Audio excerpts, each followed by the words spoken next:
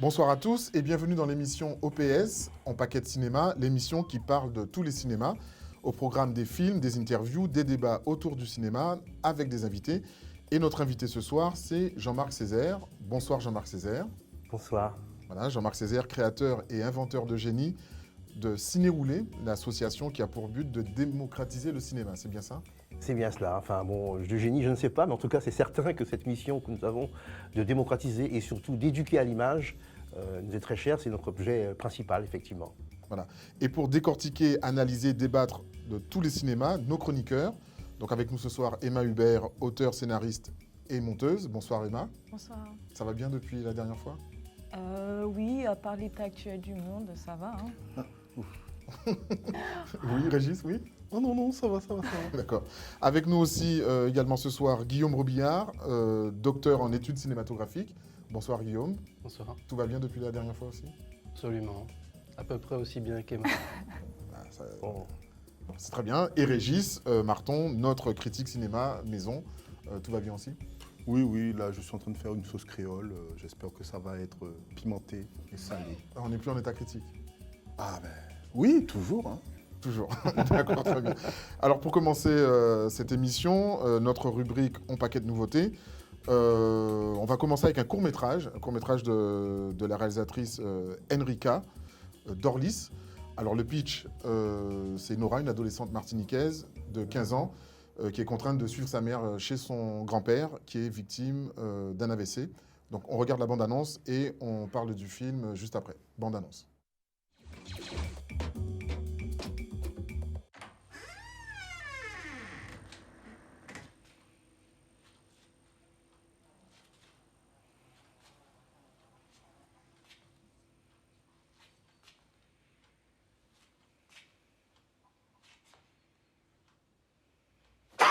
Ça va pas, t'es folle ou quoi? Tu m'as fait peur. Qui t'a donné ça? Personne, elle était dans le placard. C'est bon, t'en as des plus belles, ok? Allez, viens, on sort d'ici.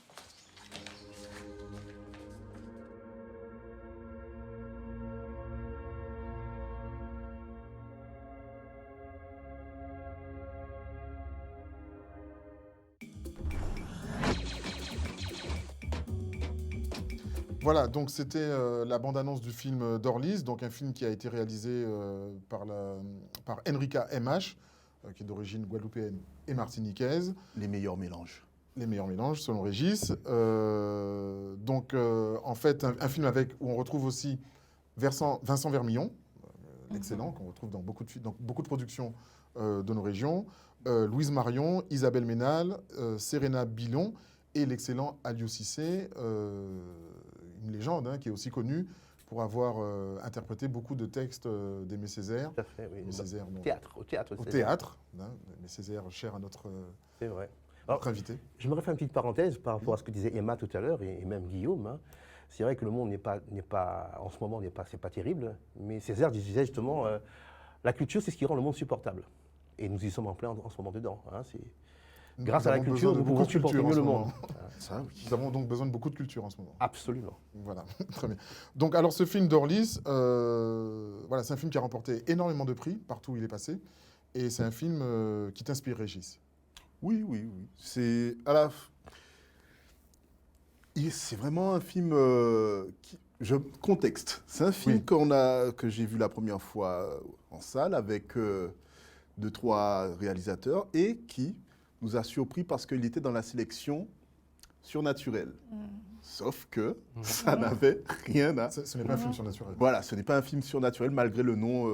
D'Orlis. Voilà, publicité mensongère quand tu nous tires.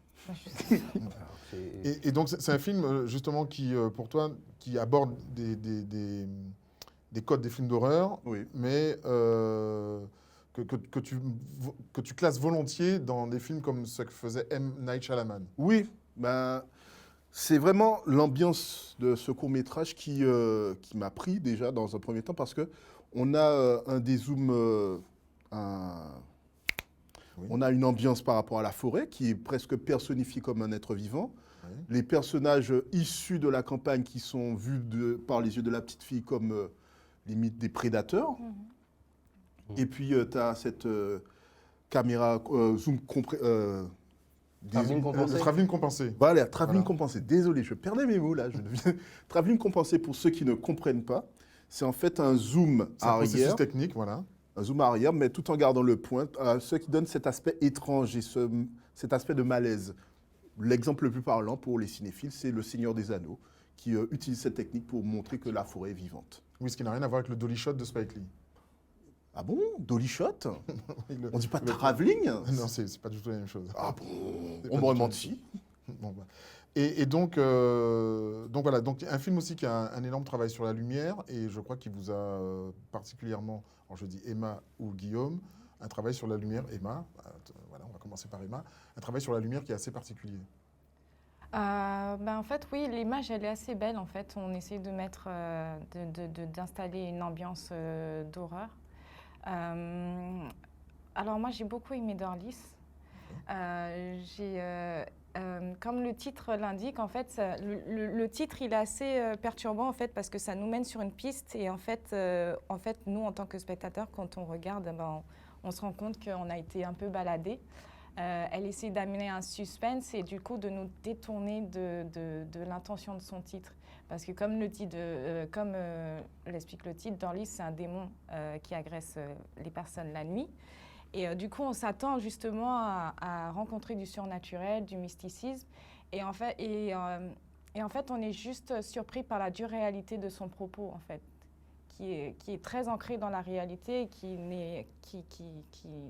n'a rien à voir avec le mysticisme que voudrait faire entendre le film. Autre chose qui est intéressant, c'est qu'elle installe ces deux acteurs, notamment le grand-père et Qui est joué par Aliou Cissé. voilà, et la petite fille dans un mutisme en fait. Aucun des deux, enfin le grand-père est muet, du coup parce qu'il a Suite eu à un un AVC. AVC, tout à fait. Et la petite fille, elle est comme un peu torturée, on ne sait pas vraiment pourquoi. Et en fait, du coup, ce mutisme, il permet de créer des jeux de regard qui sont assez intéressants et qui sont assez gênants, en fait. Et en fait, tout le long du film, on essaie de comprendre pourquoi ces jeux de regard un peu... Oui, pourquoi cette distance entre le grand-père et la Exactement. petite fille, oui. Exactement. Oui, parce qu'en fait, bon, c'est un court-métrage, l'idée n'est pas de spolier, mais la thématique du film, c'est... on parle d'inceste. Ouais, c'est Et- difficile de parler de ce film sans dévoiler l'intrigue, en fait. C'est assez... Oui, Jean-Marc? Oui, j'aimerais rajouter une chose, que Emma n'a pas été jusqu'au bout de la définition. C'est quoi un Dorlis? Mhm. Un Dorlis, c'était un démon sexuel.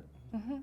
Et le Dorlis en Martinique, c'est celui qui, justement, la nuit, vient quand on l'attend pas et qui vient souiller les vêtements d'une femme. C'est un peu l'équivalent de l'incube, hein, incubus. Oui, oui. Hein, mais c'est ça. Donc je crois que le titre, par rapport à l'inceste, est totalement approprié. Pour toi, le titre approprié, il est justifié. Absolument. D'accord. Puisque ce qu'on ne peut pas expliquer, comment peut-on expliquer qu'un parent abuse d'une enfant?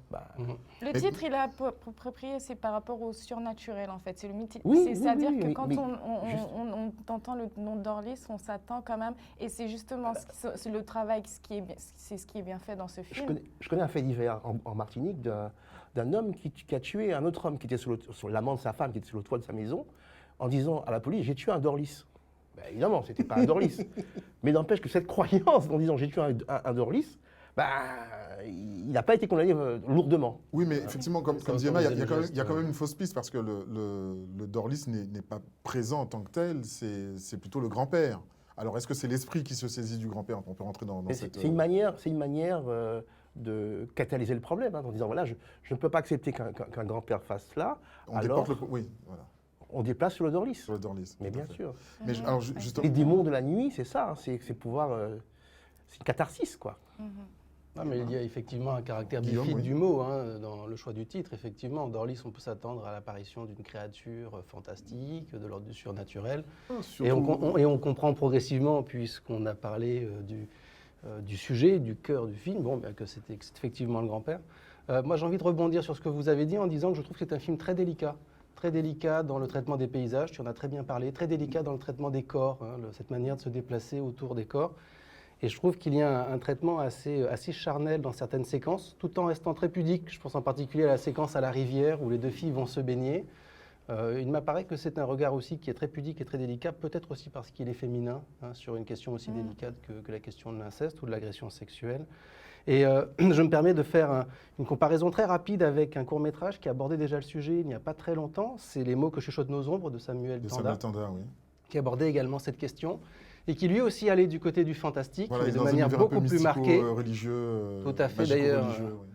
Et puis il utilisait beaucoup des images en drone, il y avait quelque chose de plus aérien, comme ça, une forme de présence surplombante, Il y avait un peu bois-bois aussi. magique, il y avait un bois-bois. D'ailleurs, je sais que Samuel, qui m'en a parlé, m'a dit qu'il voulait absolument tourner ce film à Marie-Galante parce qu'il y a de drôles d'énergie là-bas. Ça a été tourné à Dixit Marie-Galante, Samuel Tanda. Et je trouvais intéressant voilà, de mettre en relation ces deux courts-métrages. Entendu que le film de Samuel me semble plus fantastique pour le coup, avec une ambiance un peu plus poisseuse, mais finalement moins charnelle peut-être, justement, cette question du traitement des corps qu'on trouve dans Avec une Dorlis. colorimétrie aussi différente. Et une colorimétrie tout à fait différente. Tout à fait différente. Il y a un film beaucoup plus nocturne d'ailleurs, déjà à la Tout base. à fait, oui. Mais justement, on dirait qu'il y a... Alors c'est sûrement pour pouvoir mieux transmettre auprès du public, de s'emparer de notre univers mystico-magico-religieux, pour pouvoir aborder des sujets, des thématiques difficiles comme l'inceste ou l'agression sexuelle. C'est quelque chose qu'on le retrouve surtout dans le court-métrage. Tout à fait. Oui. Oui, oui. Enfin, je vais dans le sens du fait que depuis quelques années, je trouve que les courts-métrages des jeunes porteurs de projets dans le bassin anti-Guyane, pas mal de projets vont vers le fantastique, vers une forme de réalisme merveilleux dont on parle assez souvent quand on aborde la question de l'espace caribéen ou latino-américain par extension.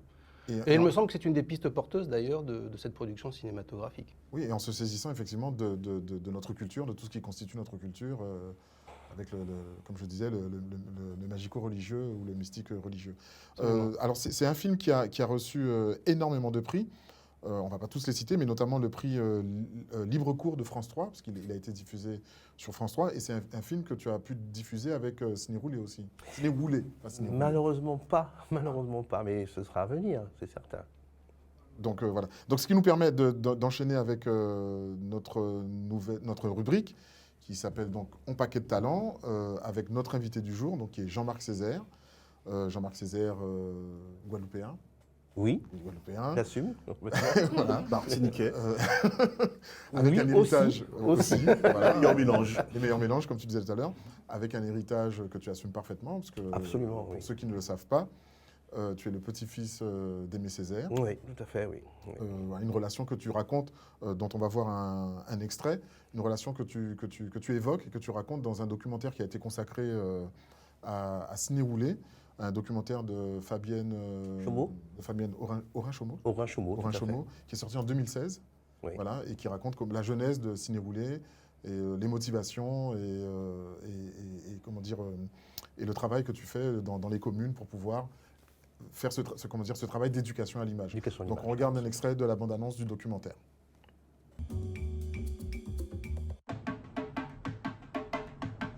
Le roulé vient d'un rythme du croca de la Guadeloupe. Hein. Il y a 7 rythmes, dont le plus connu est le lirose. Ben, le roulé, c'est un rythme de partage, de communion, d'échange. Tout comme elle aussi le cinéma, parce que quand on va voir un film, ben, on est tous ensemble dans une salle ou en plein air, et on partage quelque chose en commun aussi.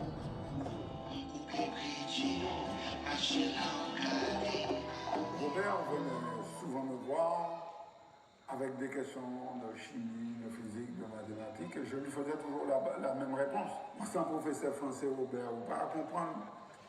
Et j'avais sur la table, cahier de retour au pays natal, je lui dis, mais Robert, mais c'est ça au besoin. Le cahier de retour au pays natal. Eh bien, Césaire, manière de me débarrasser un peu de lui, et puis une forme de militantisme, hein, parce qu'en 1973-74, Césaire, c'était la bête noire. Il ne fallait pas lire Césaire, c'était faire la révolution. Il valait mieux même poser une bombe que de se promener avec cahier de retour au pays natal. Et je ne dis pas discours sur le colonialisme. Et là, il en a profité, il a serré. C'était notre premier baiser. On a échangé notre premier baiser ce jour-là. C'est un véritable chantier. C'est un véritable chantier. Je ne sais pas comment ils s'en sortaient. C'est un véritable chantier. Si tu ne vas pas au cinéma, le cinéma viendra à toi.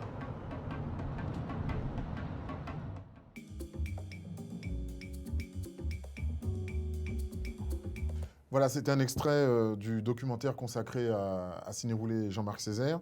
Donc un film qui a été réalisé par Fabienne Aurin-Chaumont en 2016, produit par Rhythm Productions, et qu'on peut trouver en location et à l'achat sur Vimeo, ou bien vous contactez Rhythm Productions, vous regardez cette émission et vous aurez tous les liens pour pouvoir obtenir les informations concernant ce documentaire. Donc Jean-Marc Césaire, donc, je disais, donc, tu es guadeloupéen, donc au départ tu ne te destines pas forcément à faire, on va dire, du cinéma. Non, c'est vrai, c'est juste. Tu fais des études scientifiques, médicales, de ce que je découvre. Enfin, d'éthologie, c'est de la biologie comportementale, Biologie qui est comportementale. un département de la psychologie. D'accord, voilà. Et tu as fait des études de pharmacie aussi? Oui, au tout début, c'est vrai, au tout début. Mais bon, j'ai échoué lamentablement au concours, et puis donc je me suis tourné vers la psychologie comportementale, donc l'éthologie. Mais tu nous soignes autrement, même si tu n'es pas pharmacien, tu nous soignes autrement avec les films, en diffusant... Absolument, c'est que l'esprit fait partie du bien-être aussi de tout un chacun, oui. C'est vrai. Et donc en 93, tu reviens en Guadeloupe, et tu deviens donc animateur culturel. Et là commence à bouillonner dans la tête l'idée de... Ça avait bouillonné Ciné depuis Roulé. bien longtemps déjà, parce que Bien chaque fois que je longtemps, venais en vacances en Guadeloupe, tout en étant étudiant, j'étais assez frustré de voir au cinéma qu'on n'avait que des blockbusters américains, et que l'éventail de ce que l'on pouvait voir était assez réduit finalement. Et alors qu'à Paris, je voyais notamment dans le quartier latin, des films... Même à la Villette aussi. Oui, aussi, entre autres, oui, mais surtout quartier latin avec des films japonais de Ozu, d'Oshima, comment il s'appelle encore, de Kurosawa, tout ça. J'adore le cinéma japonais de cette époque-là. Et puis ensuite, j'ai découvert aussi les films africains, notamment j'allais à un cinéma qui s'appelait La Clé. Oui. Qui était dirigé à l'époque par un Africain, dont on m'échappe un petit peu. Sandy Panou. Exactement, bravo. Qui est le comédien principal du film Le Sang du Flamboyant, premier long-métrage de fiction martiniquais. Exact. Ben, j'ai rencontré Sandy Panou, et donc j'allais souvent à La Clé. Donc voilà, alors alors on le voit dans le documentaire, l'idée de Ciné Roulé, c'est une idée familiale. Voilà, c'est vrai. C'est entre ton père. C'est vrai, mon père et moi. Effectivement, nous l'avons formalisé sur un papier. Et malheureusement, mon père est décédé 1 an avant la création de Ciné Roulé. Et sur une tombe, j'ai juré d'aller jusqu'au bout. Voilà, c'est passé comme ça. C'est très émotionnel, je sais bien. Mais nous sommes un peuple d'émotions. Comme dirait Senghor, l'émotion est nègre, la raison est hélène. Mais c'est une manière de récupérer les thèses de Gobineau et de les positiver. Une citation qui a été contestée quand même. Non. On s'est bien expliqué, c'est Gobineau qui dit ça au départ, que nous sommes des gens d'émotion, mais lui, il le positive. Donc c'est contester ce qu'a dit Gobineau, évidemment. Très bien de remettre dans je voulais dans savoir, contexte. vous avez dit que du coup c'est un projet qui avait été écrit. Oui. Et je voulais savoir quelles étaient les lignes. Les lignes, c'était surtout d'emmener le cinéma, notre cinéma, aux Guadeloupéens, d'aller comme nous le faisons aujourd'hui, d'aller dans les quartiers, dans les communes, dans les quartiers, dans les îles à côté, parce que nous sommes un archipel, et de le rendre accessible au plus grand nombre. Et quand j'ai débuté avec des films que j'avais en pellicule, en 16 mm, comme la bobine que vous avez là. Oui. J'avais un projecteur Eiki à l'époque, c'est un projecteur à griffe. Et pour trouver des films, j'ai commencé à travailler, effectivement. J'ai commencé à travailler avec l'UFOLEIS, c'est la FOL, la Fédération des Eurolaïques, et aussi avec l'ODECAM, qui est un institut de cinéma du Sud français, donc la coopération française qui finançait les cinémas africains. Et mes premières projections, ça a été un échec. Total échec. Comment ça?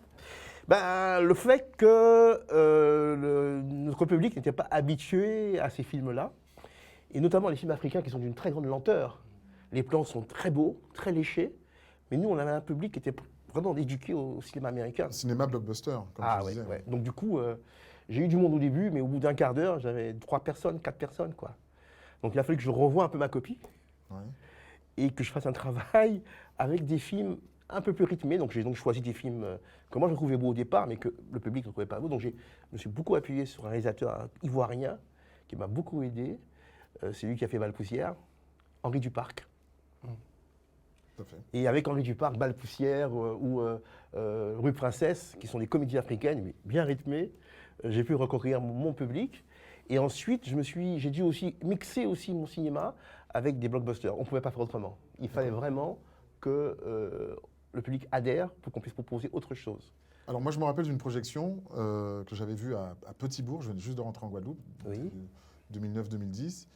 Et c'était sur la place de Petit-Bourg. Et c'était assez incroyable parce qu'on peut faire le parallèle avec Cinéma Paradiso. Paradiso, où, tout à fait, tout à fait. Voilà, d'offrir le cinéma, d'offrir la culture comme ça au public. Et le film que j'avais vu, qui est un classique du cinéma, c'était Un tramway nommé Désir. Ah oui. La pièce de Tennessee Williams. Et que voilà, donc voir tous ces gens, jeunes comme âgés, regarder Marlon Brando, Absolument. la fameuse scène. Quand tu es arrivé en Guadeloupe, on avait déjà fait un travail, parce que Ciné Roulé a 27 ans. Donc on a débuté en fin 94, début 95. Ouais. On a 27 ans d'existence. Donc au début, on a fait un travail monstrueux pour pouvoir justement éduquer le public à un nouveau cinéma. Le sous-titrage aussi, c'était pas évident, parce que montrer un film sous-titré à l'époque, les gens ils n'en voulaient pas. Et donc, les contraintes techniques, parce que tu commences en film et aujourd'hui. Ah oui, il y a eu un long parcours là aussi. Hein. Voilà, aujourd'hui tu as. Alors j'ai commencé en 16 mm Voilà. et je suis passé au format RAW à l'époque, qui était le 35 mm. Alors quand on parle de millimètres, on parle de la largeur de pellicule. Alors, le 16, c'est une largeur de 16 mm. Le 16, voilà. Le 35, c'est ce qu'on utilise dans les salles de cinéma. Voilà. Et là, j'ai eu une belle rencontre pour ça. D'ailleurs, j'ai rencontré M. Dorival, qui est un projectionniste martiniquais, et qui en même temps, on voit dans le documentaire. effectivement dans le commentaire, et qui en même temps était un bon technicien de réparation, d'arrangement, des projecteurs et tout. Donc d'un projecteur qu'on avait de cabine, on l'a transformé en projecteur itinérant. Donc je pouvais le démonter et le remonter pour chaque projection. Alors il y a aussi une réflexion autour de Ciné Roulé. Tu réussis à marier C'est vrai, dès le départ. l'esprit gros cas, on va dire ça comme ça. Ça a été pensé comme ça dès le départ. Le cinéma répond au gros cas. Et le roulé est un des 7 rythmes du tambour. Hein. Le roulé-ka, qui est un rythme de communion, répond à cela. Hein. Il fallait absolument qu'on soit ancré dans notre réalité antillaise et plus particulièrement guadeloupéenne, parce que le roulé n'existe pas en Martinique. Hein.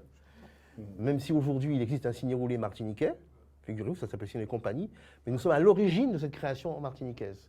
Donc c'est-à-dire que la Guadeloupe a influencé la Martinique pour mettre en place le même principe en Martinique. D'ailleurs, ils sont basés à l'Atrium, donc à la scène nationale de la Martinique, et ils ont une existence qui est un peu moins grande que la nôtre, mais ils ont le mérite d'exister, et complètement indépendants de nous d'ailleurs aujourd'hui. D'accord. Alors on va faire, c'est très intéressant et très enrichissant de découvrir l'histoire de Ciné Roulé. On va faire une pause pour la coupure pub et on se retrouve dans quelques instants.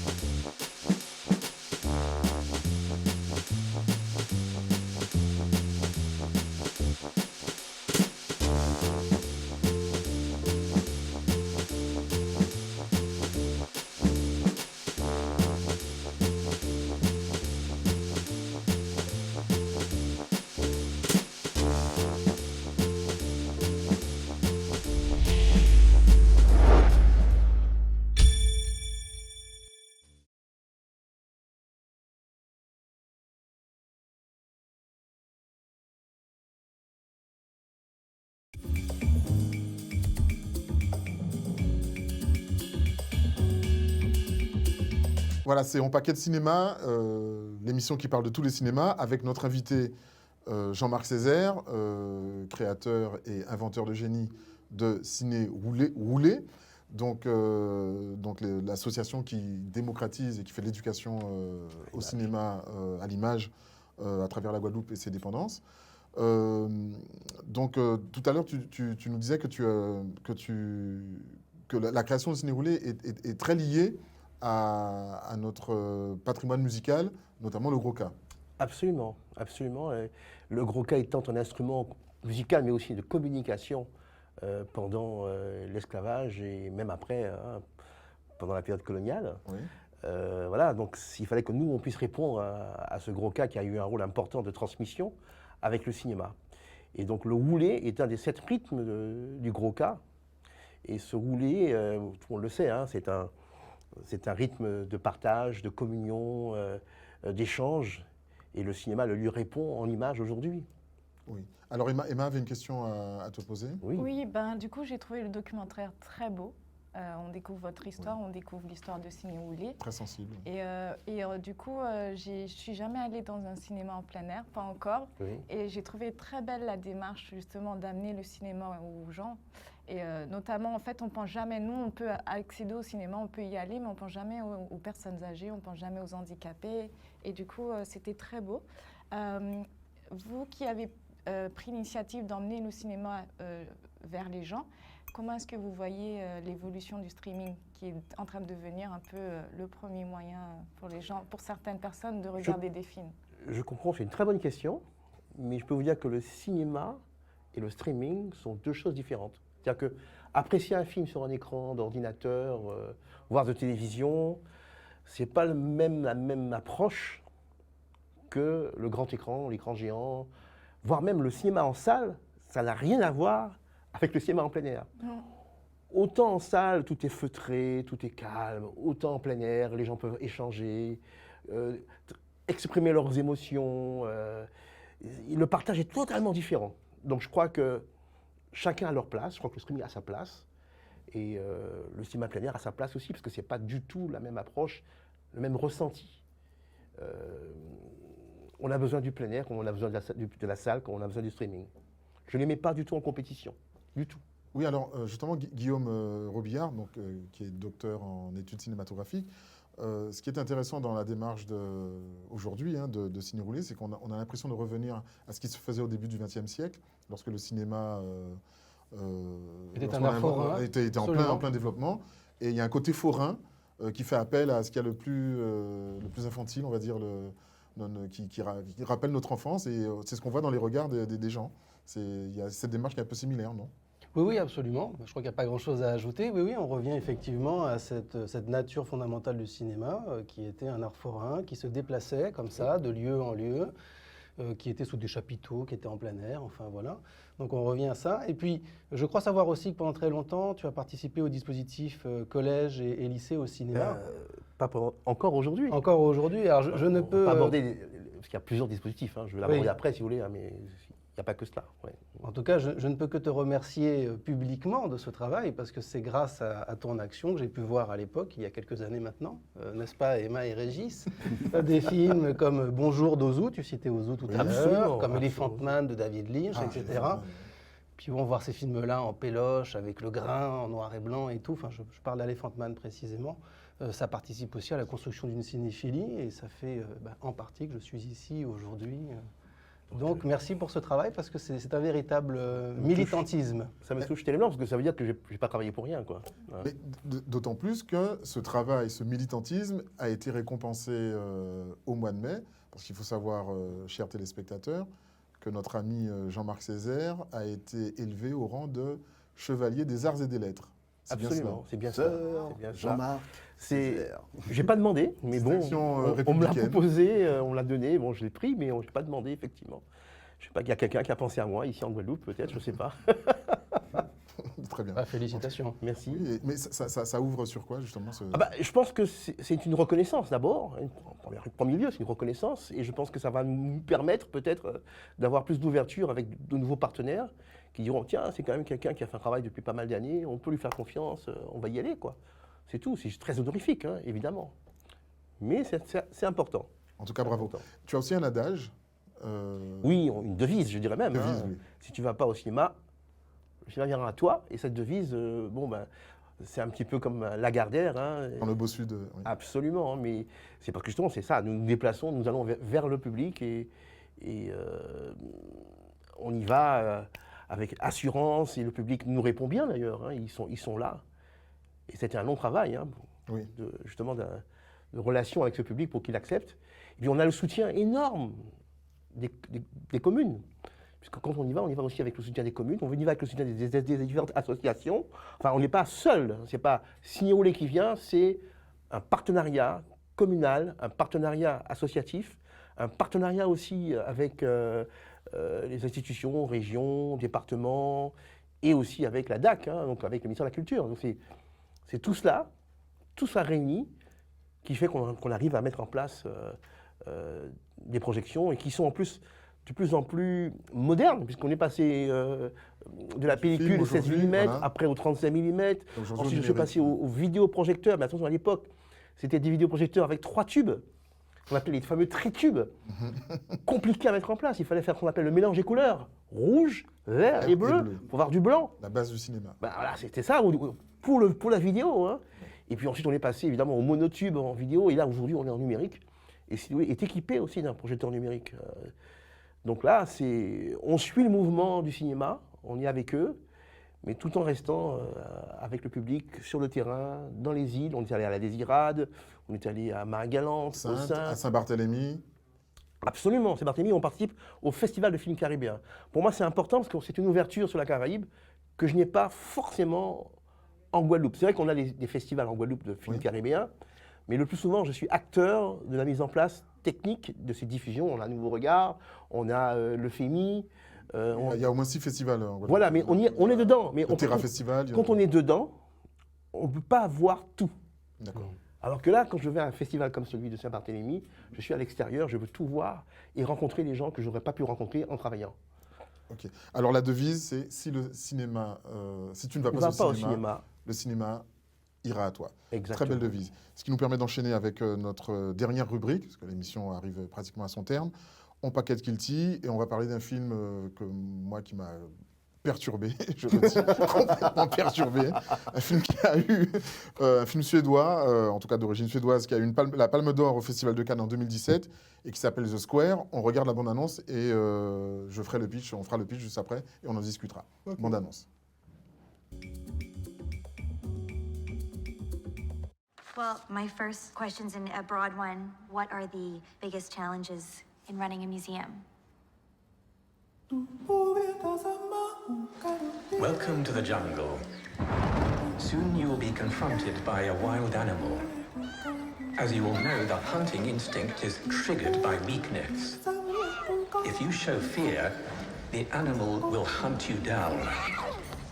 But if you remain perfectly still, the animal might not notice you, and you can hide in the herd, safe in the knowledge that someone else will be the prey. Altså på vej til arbejde her til morgen, så bliver jeg bestjålet. Vi formulerer et trusselsbrev. Et trusselsbrev? Det synes jeg lyder måske lidt voldsomt, eller?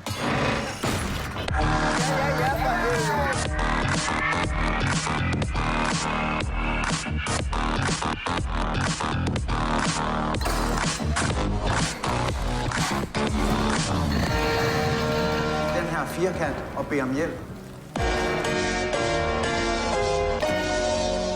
Og dem, der kommer gående forbi, de er forpligtet til at give den. Kom ind! Hvor er det forsøg, der kommer af kosten? Do you just go have sex with lots of other women? Kind of private question, isn't it?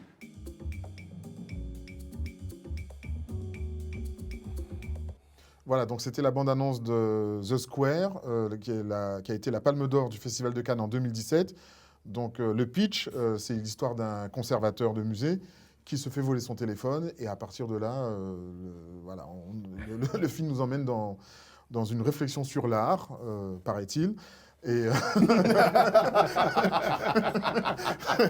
oh mon Dieu, ça annonce la couleur. Ça annonce la couleur. Et pour nous en parler, donc on va commencer avec Régis.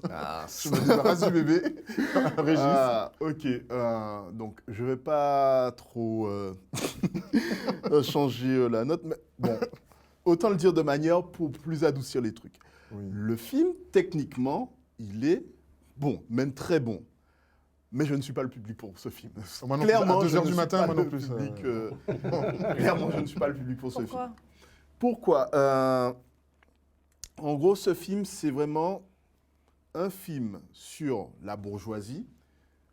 Et là, bon, je vais reprendre une phrase que j'ai citée avec Tom Cruise. C'est un film sur la bourgeoisie, fait par un bourgeois, produit par un bourgeois et avec des bourgeois. C'est aussi Suédois. c'est une satire sur la bourgeoisie. Oui, Oui. Suédois. oui. Voilà. Ça se passe dans la société Il y a suédoise. les Américains quand même dedans. Oui. Ça se passe surtout dans la société suédoise. Donc c'est Oui, oui. assez intéressant de voir un petit peu quelles sont les névroses de cette société Ils ne scandinave. sont pas tellement éloignés des névroses dans toute société. Oui, exactement. Quand on voit ce qui se passe actuellement. Donc voilà. Emma, tu as vu le film? Oui, j'ai vu le film. C'est la deuxième fois que j'ai vu. La première fois, j'avais pas compris. En fait, j'avais pas vu le film comme une expérience sociale, en fait. Et le fait de le revoir tout en sachant l'influence que le réalisateur avait, c'est-à-dire qu'il s'est inspiré des expériences qu'on faisait sur les êtres humains, justement pour juger leur capacité à comment dire ça, à résister à l'autorité ou bien à se laisser submerger par l'autorité et justement à faire des choses, comment dire, à faire des choses... Selon leur libre arbitre, plutôt que d'être soumis à Voilà, la pression sociale. exactement. En fait, en termes d'expérience sociale, on est dans la droite ligne des expériences de Milgram. Voilà, Oui, exactement. tout à fait. D'origine On voit dans scandinave. Icomicar, par exemple. Icomicar, Extraordinaire, oui. voilà, la fameuse scène Icomicar. Milgram qui est d'origine scandinave aussi, Exactement. Et du coup, le réalisateur, il place son personnage à chaque fois dans une situation où il doit prouver que, enfin, où il doit faire preuve d'altruisme ou bien agir, en fait. Et ça, c'est intéressant. Et en fait, le film s'appelle The Square, qui est donc un carré dans lequel les gens doivent faire preuve, dès qu'ils y rentrent, d'altruisme. Ils doivent se montrer généreux et... C'est peut-être pas loin de notre expérience gros cas, hein, quand on rentre dans... Exactement. Dans la ronde. Intéressant. Sauf en fait, on se rend compte que le personnage principal, il a le discours, mais il n'a pas les actes, en fait. Exactement. Et voilà, vas-y. Oui, Et je voulais juste terminer par la mise en scène, qui est le montage surtout. Le montage qui est assez intéressant. Des fois, on montre des personnages, on ne veut pas montrer le personnage en face. Et je pense notamment à la scène de voiture où il roule, le chauffeur roule sur quelque chose, on ne sait pas exactement quoi. Mais on ne voit que le chauffeur. Et ensuite, on voit l'acteur sortir devant et ça crée une scène vachement comique. Oui, il y a beaucoup de hors-champ dans ce film. Et moi, c'est ce qui m'a perturbé, c'est que les hors-champs sont bruyants. Oui, exactement. Il y a un personnage qui est face caméra et les hors-champs sont très très bruyants, jusqu'à même à le couvrir. Et puis, plus important aussi, c'est qu'on est dans un musée d'art. Et en fait, constamment durant le film, on regarde les arrière-plans et on se demande aussi quelle est la symbolique de cet arrière-plan, parce que c'est un arrière-plan. Ce sont des œuvres d'art, mais ce sont des œuvres d'art choisies par le réalisateur et du coup, on aimerait savoir quelle est la signification. Et ce serait très intéressant de justement voir ce film avec des artistes pour que, par exemple, ils puissent justement donner leur interprétation de ces modes de terre qui sont juste en face de néons où c'est marqué, je crois que c'est marqué « tu n'es rien » ou quelque chose comme ça. Non, « tu n'as rien ». Tu n'as rien. Et du coup, c'est très... En même temps que tu regardes le film, tu écoutes un dialogue, mais en même temps, tu te questionnes sur l'arrière-plan. Et c'est ça qui est... Justement, avec une réflexion dès le départ, quand ce directeur de musée est interrogé par la journaliste, il lui dit, donc c'est une réflexion sur l'art, mais il lui pose la question, si je prends votre sac à main et que je le mets dans un musée, est-ce que ça en devient une œuvre d'art? Donc voilà, c'est vraiment une réflexion sur l'art, ce film. C'est aussi, effectivement, bon, Emma a très très bien parlé du film, à la dimension sociologique, et je crois vraiment le squelette de ce film. En fait, on a ce directeur de musée qui fait la promotion de cette nouvelle installation qui est donc globalement un carré au sol, hein, tout simplement, avec une inscription à l'intérieur, et qui dit quand vous êtes dedans, eh bien, vous avez droit à la bienveillance, etc. Et finalement, lui, dans sa vie de tous les jours, n'est pas à même de pratiquer ça auprès de l'altérité, en particulier l'altérité sociale. Hein. Tu parles d'un film sur la bourgeoisie ou de bourgeois. On est tout à fait dans cette question de ces classes qui ne se mélangent pas. Alors ça va donner des situations cocasses, mais c'est aussi un film qui se paye sacrément, qui se paye la tronche quand même du monde de l'art contemporain, hein, qui se pose beaucoup la question, autant de son sens possible, j'ai envie de dire dans une dimension pratique, hein, pour mieux supporter le monde, que parfois dans une grande vacuité de discours en réalité, hein, et de postures assez simples. Et puis bon, moi ce que j'ai aussi apprécié dans ce film, et c'est également la seconde fois que je le voyais, c'est le caractère décalé d'un ensemble de situations. Et puis c'est un cinéma nordique avec des plans comme ça, très calmes, très vissés, très serrés, j'ai envie de dire. Même une photographie très, presque vidéo. Presque vidéo. Et puis cette manière que les personnages ont de réagir, qui sont des manières toujours très, très neutres ou très froides, ce qui, à la connaissance que j'ai des pays nordiques, est une réalité de tous les jours, et dont d'autres cinéastes nordiques ont assez bien joué. Je pense à Aki Kaurismäki, je pense à Roy Andersson. Et là, on va très très loin dans ce comique de situation. Ça en fait un objet particulièrement intéressant. Avec une scène qui fera plaisir à notre réalisateur, cette fameuse scène du dîner, où il y a un monsieur qui fait le singe là, mais qui est complètement hallucinante. Qui est exceptionnel, oui. Voilà. Oui, une dernière question, une dernière réflexion, Régis. C'est pas Pour expliquer aux spectateurs qu'est-ce que j'entendais par le film est techniquement très bon, c'est qu'il y a plusieurs techniques de cinéma qui sont utilisées vite fait. Par exemple, on a un panoramique qui apparaît à 2 reprises. Le film est un petit peu la théorie du miroir. Tu as la moitié du film qui devient l'inverse de ce qui était le premier film. Et je prends l'exemple du panoramique. Tu as un panoramique où le personnage, au début du panoramique, est dans une situation catastrophique, et à la fin du panoramique, il devient plus responsable. Il gère la situation. Autre chose aussi, on a des plans zénithaux, généralement sur celui de l'escalier, où, un exemple, c'est au début du film, le personnage prend l'ascenseur et descend l'escalier. Métaphoriquement, c'est à l'ascenseur social, en fait, le bourgeois qui descend l'ascenseur social pour essayer de trouver la couche la plus basse. Tandis qu'à la fin, il monte l'escalier, toujours dans un plan zénithal, mais sauf que là, volontairement, tu as l'impression que le personnage est bloqué dans cet ascenseur social, vu qu'on ne sent pas la progression, vu que c'est le point focal est sur le personnage. Il est bloqué par ses propres névroses, en fait. Par ses névroses, par ses contradictions, et puis ce genre de trucs. Mais il y a aussi un autre plan où tu as le personnage qui a affaire à un prolétaire. Et cette fois-ci, le prolétaire qui, certes, est en bas de lui, a quand même l'ascendant par rapport à ses propos, jusqu'à ce qu'il arrive au sommet, où il fait en sorte de le descendre métaphoriquement. Et physiquement aussi. Ok, très bien. Bah, écoutez, The Square, donc un film suédois, Palme d'Or à Cannes en 2017, que vous pouvez retrouver sur... Univers Ciné, c'est une plateforme d'abonnement où vous pouvez louer le film. Mais, comme on dit, cette émission permet, et aussi grâce à un autre grand Césaire, on est là pour éduquer, et j'espère que ce petit segment vous aura expliqué en quoi ce film est intéressant et est différent de ce que vous pouvez voir au cinéma actuellement. C'est l'objet de OPS en paquet de cinéma, et ce qui va me permettre d'enchaîner sur les recommandations avant de conclure cette émission. Donc Jean-Marc Césaire, à toi l'honneur, tu as une recommandation à nous faire? Oui, il y a un film que j'aimerais bien que l'on voit le plus possible, hein, qui est déjà sorti, mais qui ressortira au cinéma, c'est Zépon de Gilles Eddy Kozak, qui est son premier long métrage. Et donc, en plus, il sera présent en Guadeloupe en août. Oui. Donc, on aura l'occasion à ce moment-là de le voir. Et il animera avec Signoul, et je l'espère, un atelier de 2 jours. Et je n'ai pas encore le lieu, mais... ce sera l'occasion pour nous aussi de... Je tiens à dire qu'il faut voir ce film juste pour la scène de comparaison, enfin la mise en scène par rapport à l'entraînement de Rocky Balboa. Balboa, c'est Balboa. Et oui, la scène, avec justement la musique de Rocky qui est très bien faite. Franchement. D'accord. Donc ce sera en août. Donc Gilles Eddy Kozak sera en Guadeloupe. Absolument. Avec Ciné Roulé. Ce sera l'occasion pour nous d'inviter Gilles Eddy Kozak, à notre émission qui se termine. Donc le temps pour moi de remercier tous ceux qui ont participé à la préparation de cette émission. Déjà, je vous remercie à toutes et à tous d'avoir participé à cette émission. Merci Guillaume, merci Régis, merci Jean-Marc et merci Emma. On remercie aussi pour cet excellent décor cinéma. Vous avez une pellicule 35 mm et une bobine 16 mm. On remercie donc Christine Blambou. On remercie Solène Van Gout pour la lumière. On remercie Romain Rode pour la préparation de l'émission. Cédric Frémont pour le montage des rubriques, Jean-François Taurin pour le générique et l'habillage. À la production, Steve Lancastre et Séverine Gims.